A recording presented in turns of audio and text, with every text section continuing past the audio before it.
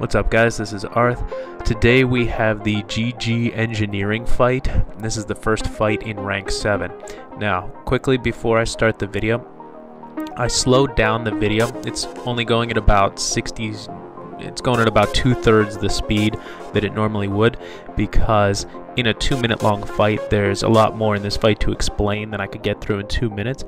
So I'm going to slow it down a little bit so it's easier to see what's going on, and you'll get a sense of the fight, and I'll be able to explain everything without having to rush through it. So enjoy. Okay, so I spawned. You don't want to put any traps down. You want to be able to see the ground at all times. I'm going to run up here where they're going to spawn, and I'm immediately going to target Bobble.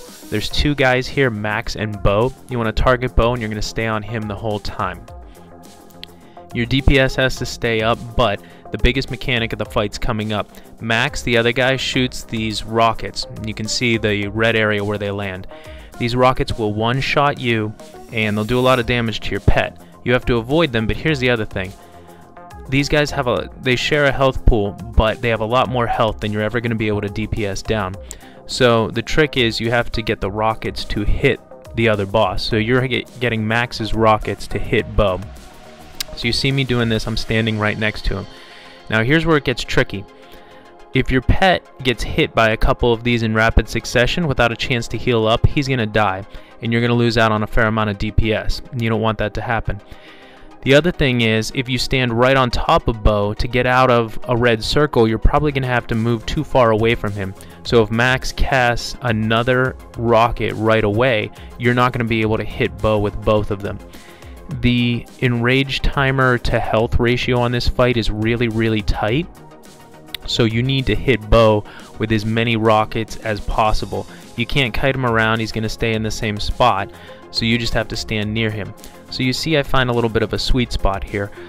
It's off to the side of him, it's not right on top of him, and it's also on the opposite side of my pet, so that the red circles, whenever possible, aren't hitting my pet. So when a rocket comes, I just strafe to one side or the other, so that if another rocket comes immediately after it, that one's going to hit him too. That's really the key to this fight, because if you don't hit Bo with pretty much every rocket possible, you're going to hit the Enrage timer. Right here you see he's under a protective shell and he's immune. You can't hit him with anything during this, but there's still something you can be doing here. You can be casting Cobra Shot, or if you're in Marksman, a Steady Shot, to regain your focus while he's under that bubble. Once he comes out of the bubble, once it dissipates, then you're able to DPS him again. Because there's some movement, because there's some running around, and because of these bubbles where he's immune to damage, your DPS isn't going to be as high as it would be on just a regular single target fight. I was able to pull, I think it was almost 60k on this fight, and I was right at the Enrage. So it's a really tight fight.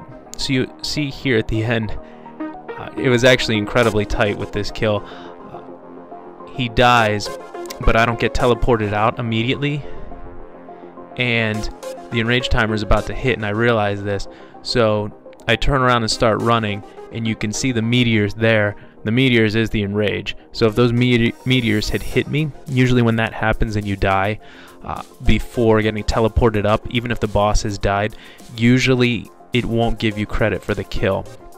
So you really want to avoid that. Some of it's a little bit of luck. If he goes on, he can go into those bubbles in any of the 4 corners, and you'd rather it be on this near end where it's going to take the longest for the meteors to get to you, since they start at the other end of the arena. But there's a little bit of luck involved with that, but I just made it under the Enrage timer this time. So if your DPS is a little bit higher, you're going to need to hit him, you won't need to hit him with as many rockets, but if it's lower, you're going to have to be really careful about that dance with the rockets. So they come pretty quickly. Again, this video is slowed down. My pet was in his DPS spec.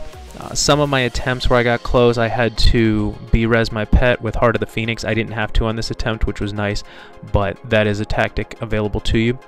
The other thing I didn't mention is that you want your pet to have aggro, because there is some periodic damage.